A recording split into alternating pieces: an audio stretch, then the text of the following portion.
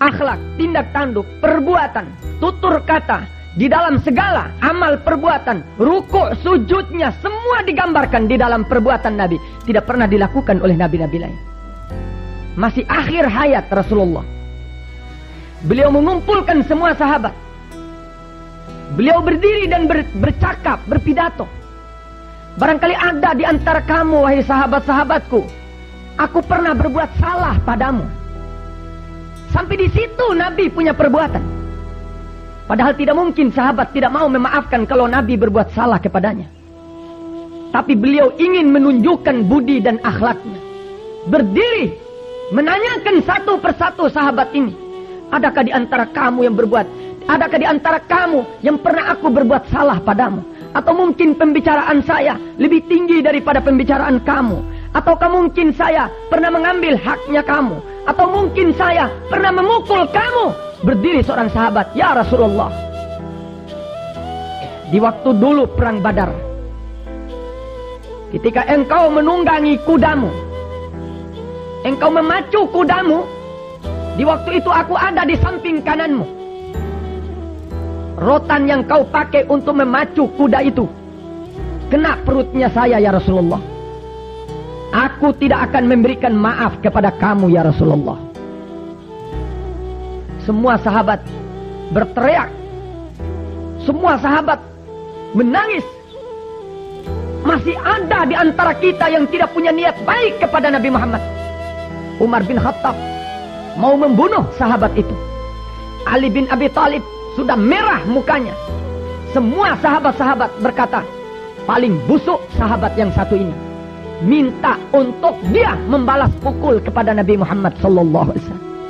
Ya Rasulullah, saya minta untuk kamu sebagai balasan perbuatanmu kepada saya.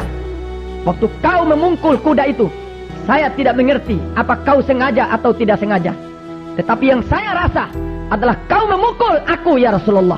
Aku akan memukul balas kepadamu, ya Rasulullah. Di saat-saat goncangnya sahabat-sahabat Nabi, Nabi berkata, diamlah kamu sekalian, wahai sahabat. Ini adalah perbuatanku, dan akulah yang harus menerima balasan perbuatanku itu. Wahai sahabat, silakan berdiri dan pukullah saya ini sebagaimana waktu aku memukulmu. Diberikan padanya rotan oleh Rasulullah. Dia melihat itu rotan. Dia memilih itu rotan. Dia bolak-balik itu rotan. Lalu dia buang itu rotan. Bukan rotan ini yang engkau pakai memukul saya, ya Rasulullah. Dibawa lagi rotan yang lain. Bukan rotan ini. Terpaksa Sayyidina Ali bin Abi Thalib diperintah oleh Nabi untuk pergi ke rumah Siti Fatimah Zahra, anak junjungan beliau Rasulullah, yang selalu sujud kepada Allah, yang mau untuk berjumpa dengan Tuhannya lebih dulu, walaupun tidak menghadapi urusan dunianya. Waktu Nabi mengakhiri hayat, Siti Fatimah menangis karena dia tahu bahwa abahnya akan meninggal dunia. Ditanya oleh abahnya, kenapa engkau menangis, ya Fatimah? Karena aku tahu engkau akan berangkat, ya abah. Aku tidak senang lagi untuk tinggal di bumi ini dan untuk melihat lagi manusia yang seindah engkau, ya Rasulullah. Aku lebih baik mati bersama pergi dengan engkau menghadap Allah subhanahu wa ta'ala. Rasulullah sallallahu alaihi wasallam memberitahu, engkaulah manusia yang pertama yang mengikuti aku untuk pergi menghadap Allah, ya Fatimah. Baru berumur 18 tahun 6 bulan, Siti Fatimah juga ikut berangkat ke hadirat Allah subhanahu wa ta'ala. Siti Fatimah inilah yang diperintah oleh Rasulullah kepada Ali bin Abi Thalib untuk dikunjungi rumahnya, untuk meminta rotan yang dipakai oleh Nabi Muhammad ketika melakukan perang Badar sana dulu. Pergi Ali bin Abi Thalib dengan muka yang merah padam. Beliau memberi salam kepada Siti Fatimah. Ya Fatimah, mungkin hari ini akan terjadi kiamat. Akan hancur ini bumi dan langit. Karena ada seorang sahabat yang hendak memukul balas terhadap perbuatan Nabi Muhammad sallallahu alaihi wasallam. Adakah engkau menyimpan rotan yang dulunya dipakai ketika Nabi melakukan perang Badar?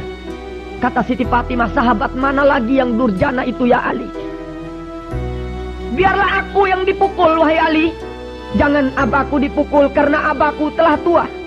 Dan beliau sedang dalam keadaan sakit. Mungkin tidak sanggup untuk menerima pukulan rotan ini, wahai Ali. Berangkat Siti Fatimah untuk membela abahnya. Untuk dia pasang perut dan dadanya. Guna dipukul balas sebagaimana perbuatan Nabi terhadap sahabat tersebut. Tapi apa kata Nabi Muhammad? Setiap sesuatu, dialah yang bertanggung jawab atas perbuatannya. Lalu Nabi berkata, mungkinkah rotan ini yang telah aku pakai memukul kudaku, lalu terkena badan kamu, wahai sahabatku? Dijawab oleh sahabat itu, inilah rotan dulu ya Rasulullah, yang kau pakai memukul aku itu. Dia pegang itu rotan, dia bolak-balik itu rotan, dia angkat itu rotan. Sahabat-sahabat dalam keadaan pucat lesi, ingin melihat bagaimana sahabat ini memukul Nabi Muhammad SAW. Lalu Rasulullah memasang belakangnya supaya dipukul. Katanya, bukan belakang situ yang kau pukul saya ya Rasulullah. Mungkin aku punya dada, wahai sahabatku. Bukan dadamu ya Rasulullah. Waktu itu engkau memukul, kena perutku ya Rasulullah. Terpaksa Nabi membuka perutnya, mencorot sinar cahaya Rasulullah SAW yang menggoncangkan majlis Nabi Muhammad. Sehingga sahabat ini bukan maksudnya mau memukul balas kepada Nabi Muhammad, tetapi ingin meminta barakat perut Nabi Muhammad. Dia pergi mencium perut Rasulullah SAW. Rotan di tangannya dibuang. Dia pun keluar sinar dan cahaya karena pernah berdempetan dengan perut Nabi Muhammad SAW. Sahabat itulah yang bernama Akasha. Kalau sahabat yang sudah tiap hari ketemu Nabi masih kepingin mau mencium badannya Nabi Muhammad, masih kepingin mau merapatkan mukanya dengan badan Nabi Muhammad, kenapa kita yang datang di akhir zaman tidak bisa menanamkan cinta kasih yang sebenar-benarnya kepada Rasulullah SAW itu?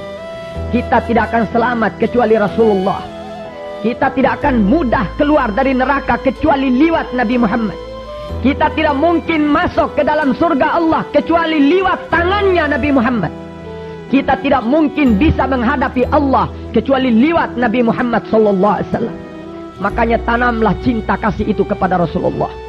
Tanamlah cintamu itu kepada Nabi Muhammad. Tanamlah cintamu itu untuk Rasulullah seorang. Berbuatlah menurut apa yang telah diperintah oleh Nabimu. Berbuat dan jalankanlah sunat yang pernah dilakukan oleh Rasulmu. Jauhkanlah semua larangan-larangan Rasulmu. Tutuplah telingamu untuk mendengar sesuatu yang tidak benar. Pasanglah hatimu untuk selalu menerima nur Nabi Muhammad SAW.